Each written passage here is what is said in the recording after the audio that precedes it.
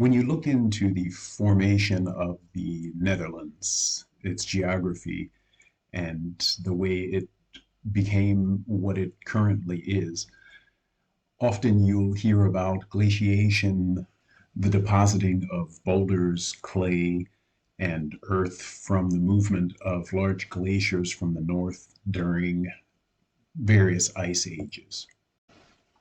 That may explain how the region became Earth rather than part of the North Sea, but it does little to explain how the lands that we now know as the Netherlands became such a navigable area of land by waterways, and it does nothing to explain the economic success of this rather desolate region. In a 1976 paper by the Department of Land and Water Use in Wageningen, a hypothesis is put forth that the Dutch Republic, which existed from 1579 until 1795 and was also known as the United Provinces of the Netherlands, became an economic powerhouse due to the availability of energy in the form of peat. Peat refers to deposits of organic matter that have compacted and broken down slowly over thousands and thousands of years, creating immense fields of potential energy which can be used by burning, but also for fertilization. Peat even has antimicrobial properties, so that it was used, for instance, in World War I for wound dressing and harvested as such. There's a distinction made between lowland and highland peats, and the Netherlands featured both, obviously in the lowlands, in swampy areas near the coast. There was a lot of the wet lowland peat, but also in the higher up regions, the highland peats made up large areas of what we now call the Netherlands, northern Germany, and northern France. This peat exists worldwide in large tracts. So what set the Netherlands apart from the other countries during the time of the Dutch Golden Age, which was the period between roughly 1588 and 1672, during which the Netherlands became a world power and an industrial powerhouse? The 1976 paper posits that this had everything to do with the availability of water in the Netherlands, and specifically the ability to navigate the lands by digging canals. The 17th century saw extensive canal building, especially in these areas where peat was extracted. Canals would be dug for drainage, to drain off the groundwater in the high peats, and to facilitate their transport quickly and with very little labor from the peat fields to the markets, where it was used mostly for fuel.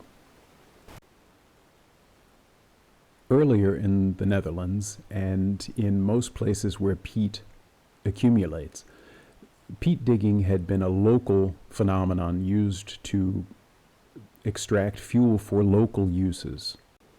But by digging canals and making the peat transport much less labor intensive, the Dutch were able to create an economy wherein energy consumption became cheaper and readily available.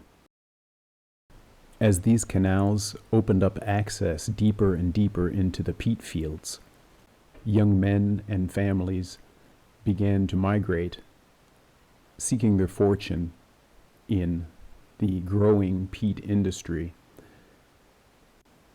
And eventually large companies began to form to extract this resource that was unavailable to most other regions of Europe that had to transport their peat by land, by horse, by manpower, which slowed things considerably and took much more human effort.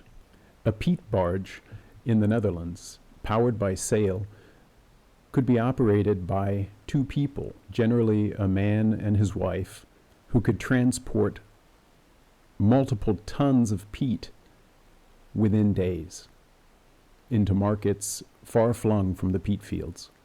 Once special technologies were developed, such as compacting peat by stomping it in the low peat regions, or conveyor extraction of peat in the high peat regions, the extraction of this resource became not only a job engine, but also a source of ready energy for many industries, from smithying to brewing, and peat was even used to burn to generate electricity. Wind power could be used to pump the peat fields dry, whether in the low or the high-lying regions.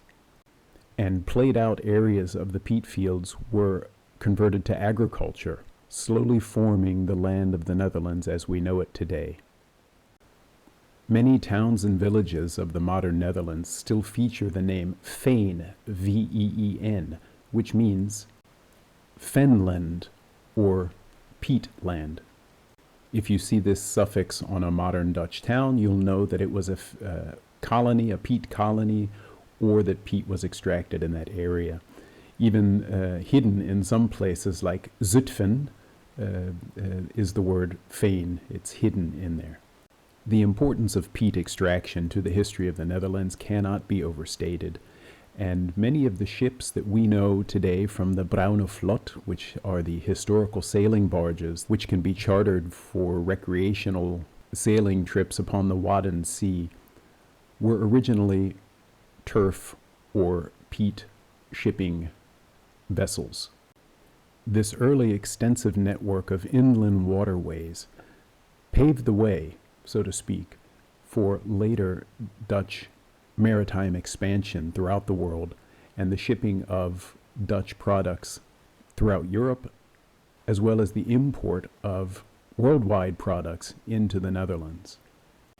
The technological advances made in order to extract and then transport the peat formed the basis for industrial society as we knew it going into the 18th, 19th, and 20th centuries.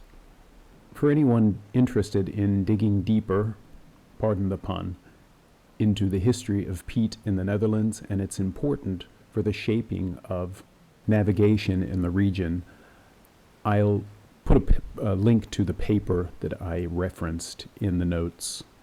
Exhaustion of the peat fields, as well as environmental factors such as increased flooding and the washing away of entire towns in some cases, eventually put a stop to peat extraction in the Netherlands.